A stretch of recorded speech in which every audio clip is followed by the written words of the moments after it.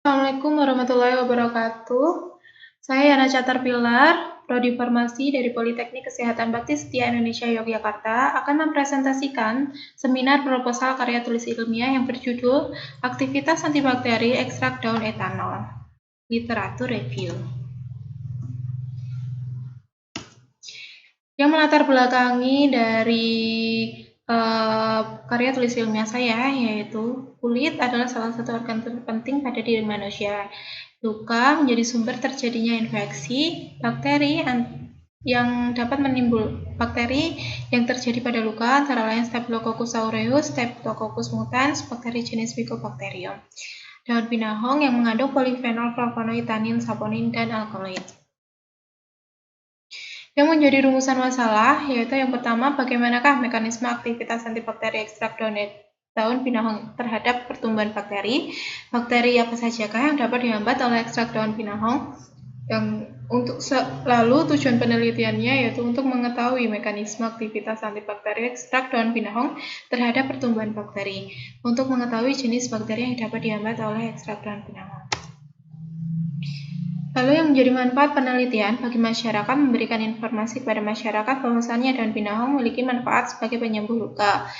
Bagi peneliti untuk menambah pengetahuan dan sebagai bahan pengembangan penelitian lebih lanjut tentang gel ekstrak daun pinahong. Tinjauan pustakanya yaitu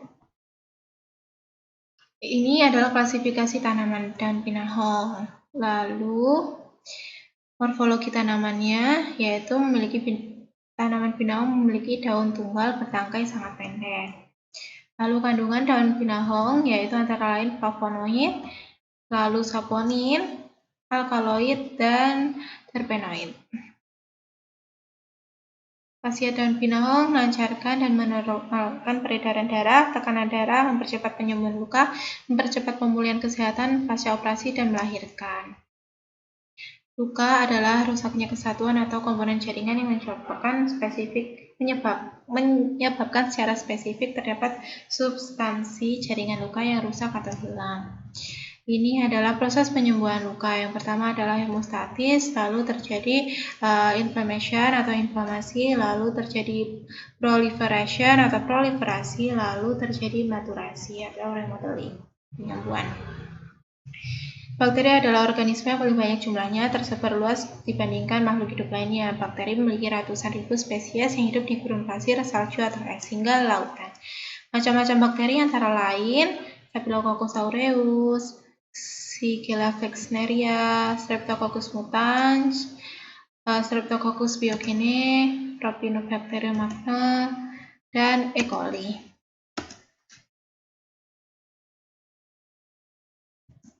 Berikut adalah bakteri Staphylococcus aureus, bakteri Shigella, bakteri Streptococcus mutans, bakteri Streptococcus pyogenes, bakteri Propionibacterium magna, lalu bakteri E. coli. Untuk kerangka teorinya, yaitu daun pinahong mengandung senyawa aktif yaitu flavonoid, alkaloid, terpenoid, dan saponin. Yang alkaloid yang mana mengandung komponen penyusun peptidoglikan pada sel bakteri. Lalu flavonoid mengganggu fungsi dan mikroorganisme bakteri. Terpenoid merusak porin pada sel, lalu saponin antiseptik untuk membunuh atau mencegah pertumbuhan mikroorganisme.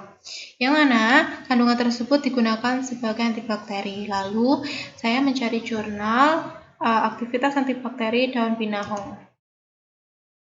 Metode penelitiannya yaitu yang pertama, jenis dan rancangan penelitian literatur review, yang mana rancangan penelitian mencari dan mengumpulkan data dan sumber berdasarkan topik, yaitu sampai 10 jurnal.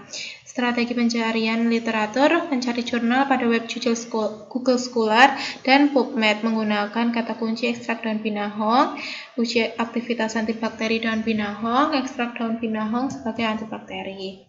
Lalu, jurnal-jurnal tersebut dianalisis, dikumpulkan, lalu diringkas jurnalnya berdasarkan nama peneliti, tahun terbit, judul penelitian, metode, serta hasil penelitiannya. Lalu mencari persamaan dan perbedaan pada setiap jurnal tersebut, lalu membuat pembahasan dan menarik kesimpulan. Berikut adalah kriteria inklusi dan eksklusinya. Untuk seleksi studinya, menemukan 31 jurnal yang sesuai dengan kata kunci di pencarian internet. Lalu, melakukan screening pada 25 jurnal, yang mana 6 jurnal merupakan duplikasi, sisanya melakukan asesmen kelayakan pada 18 jurnal.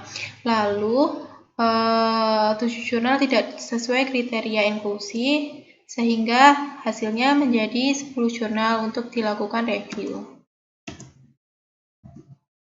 Untuk jadwal penelitiannya, studi pustakanya November sampai Desember, screening literaturnya Desember sampai Januari, analisis datanya dari Januari sampai Februari, untuk pembuatan laporannya Maret sampai April.